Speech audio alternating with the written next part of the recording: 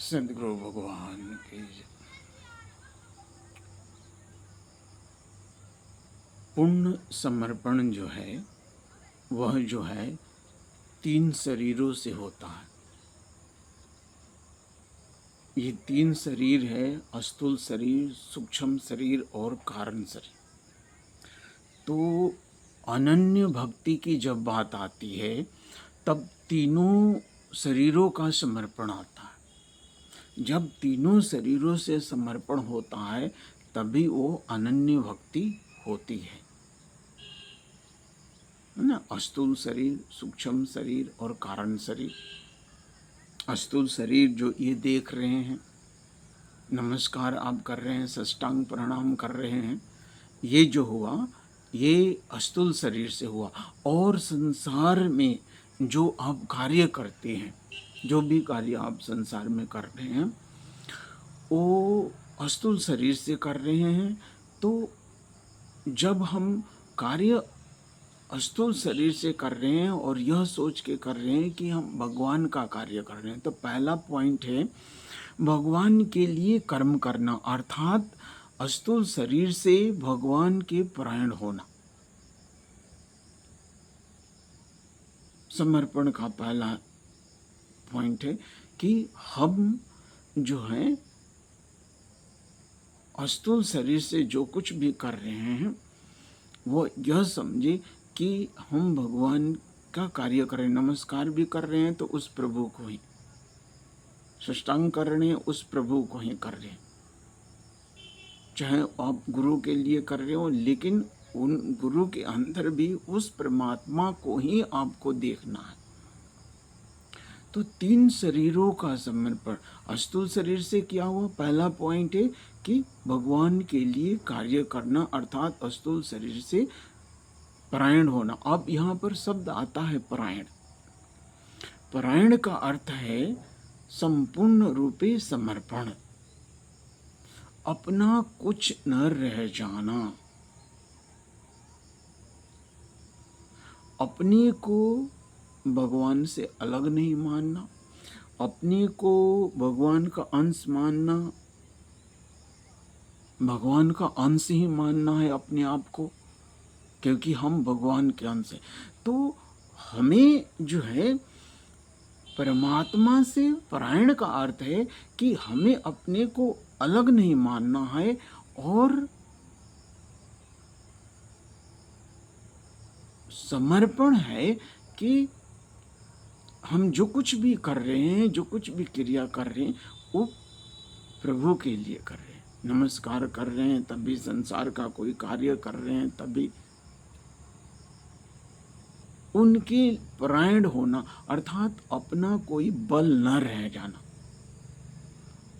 अपना मैंपन का खत्म होना, मैंपन को मिटाना है। ये 2 का भेद है ना, 2 का भेद, ये 2 का भेद को मिटाना।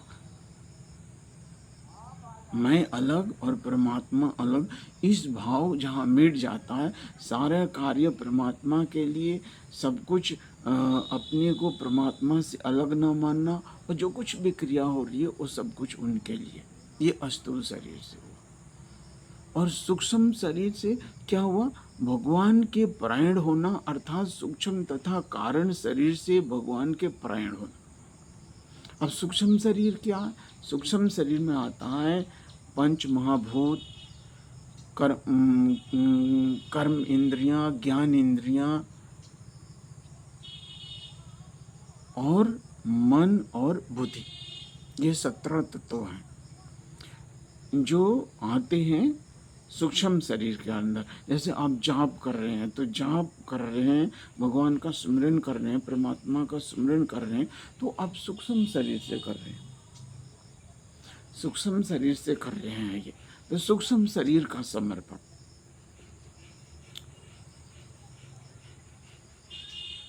सूक्ष्म शरीर का समर्पण।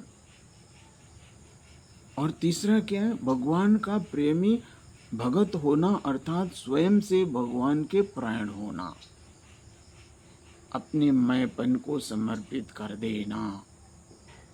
यहाँ पर है कि अपने मैंपन को समर्पित करना है।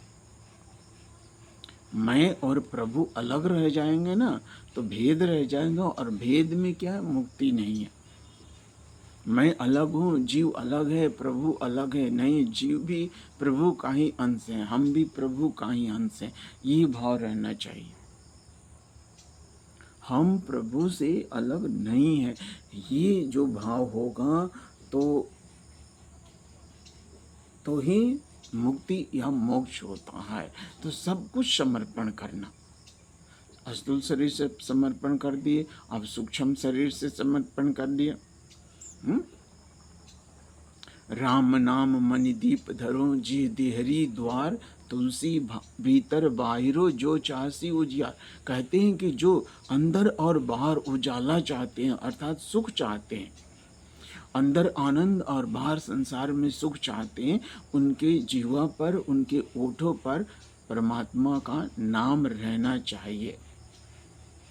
जब परमात्मा का नाम उनके जीव पर और ओठों पर होगा, तब उनके जीवन में उजाला, और उजाला का अर्थ यह भी है कि हम दुख से निवृत्त होंगे, दुखों से छुटकारा पाएंगे। इस संसार का जो माया जाल है ना, इस संसार का जो माया जाल है, इस माया जाल से हम बच पाएंगे।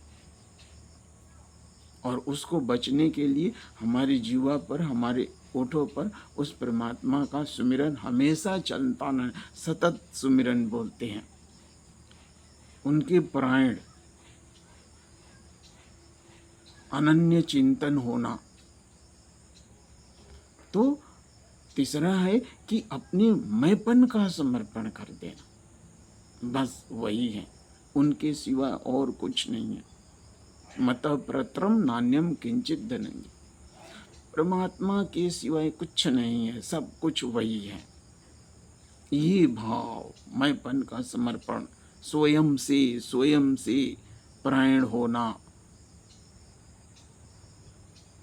और चौथा क्या है, सर्वथा आसक्ति रहित होना, अर्थात संसार में जो हम कर्म कर रहे हैं, आसक्ति रहित होकर कर्म करना।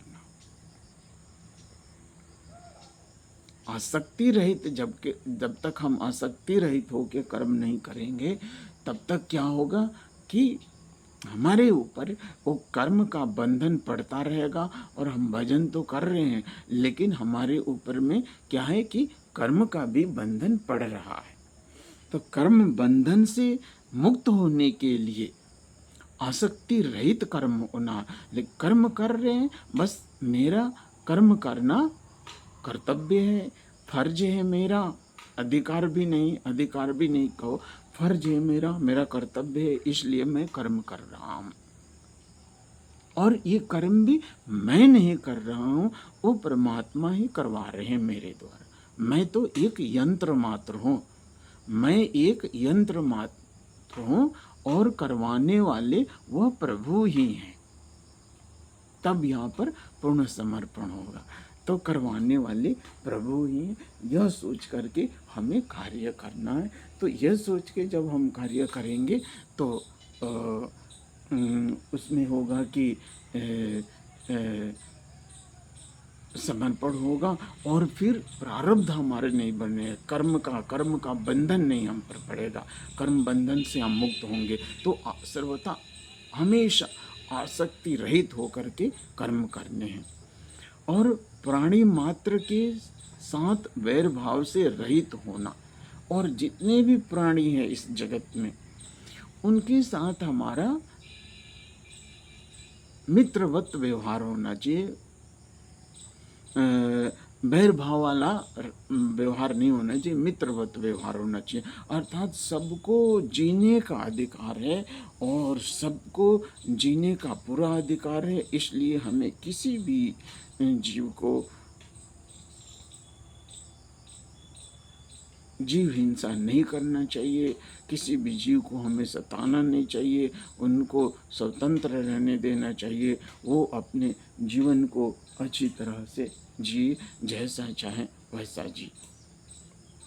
तो ये है अनन्य भक्ति के 5 साधन। ये जो 5 पॉइंट बताए ना मैंने, ये अनन्य भक्ति के 5 जो साधन हैं, इसमें पहले जो 3 साधन है, वह साधन प्रभु से संबंध जोड़ने का है। जैसे कि प्रभु के लिए कार्य करना, प्रभु ही करवा रहे हैं, प्रभु का ही कार्य है, प्रभु के लिए कर रहे हैं, और उनका सतत सुमिरन करना, सूक्ष्म शरीर से सुमिरन करना, और अपने मैपन का समर्पण कर देना। तो 3 जो ये पहले 3 पॉइंट है, ये भगवान से संबंध जोड़ने के लिए है। और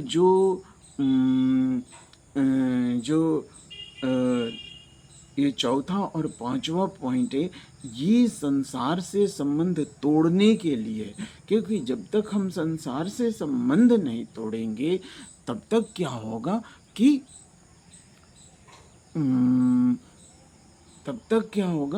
कि भजन में बाधा आता रहेगा। इसलिए हमें भजन करने के साथ साथ संसार से आसक्ति रहित होना है, संसार से संबंध भी हमें तोड़ना।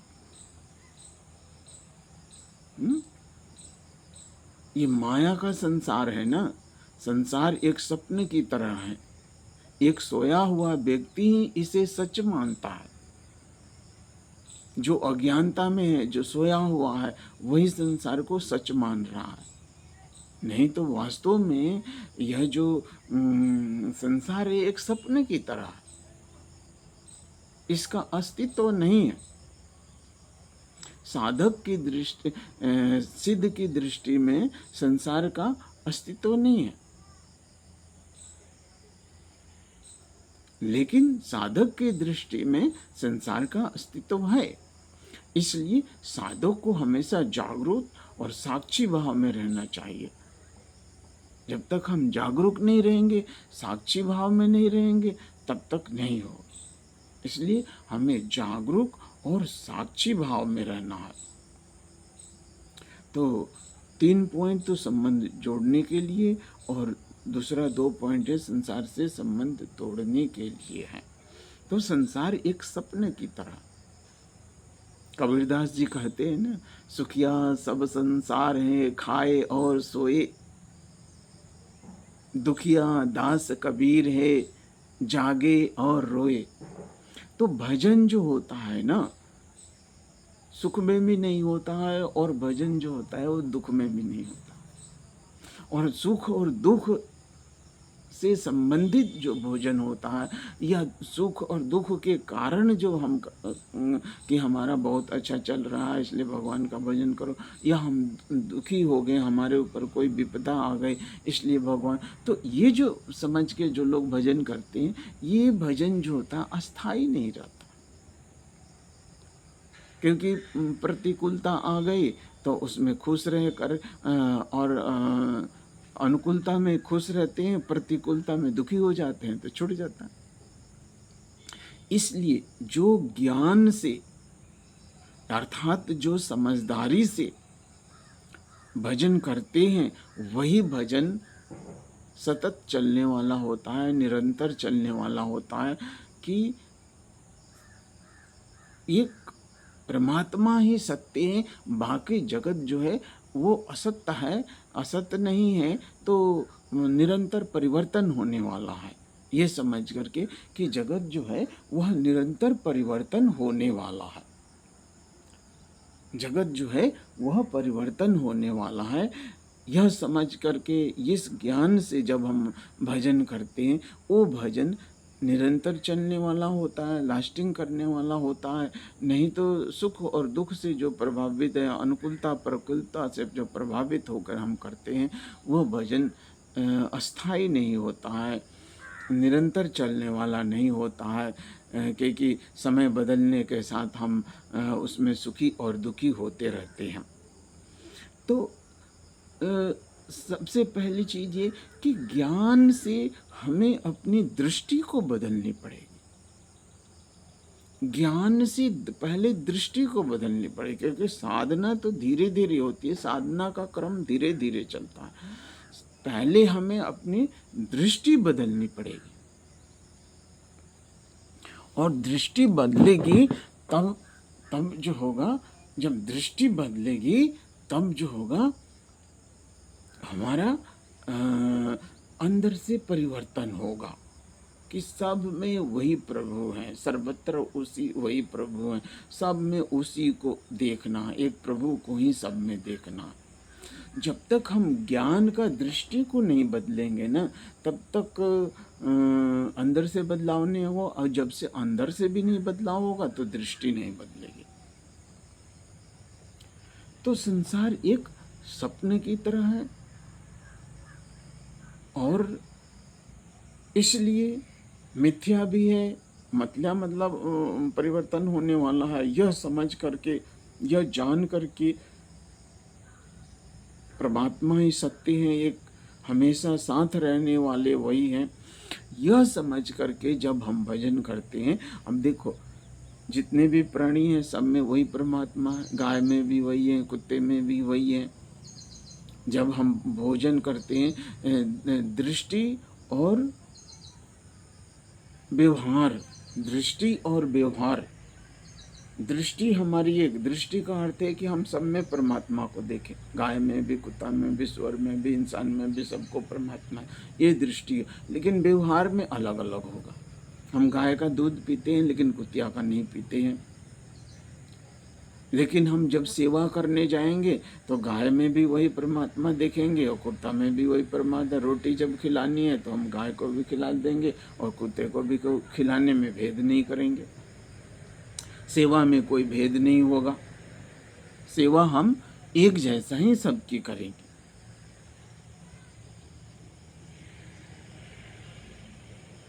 तो सभी में उस परमात्मा के स्वरूप को देखना, और जब तक ऐसा नहीं करेंगे हम, तब तक क्या है कि, और वो बदलाव कैसे आएगा?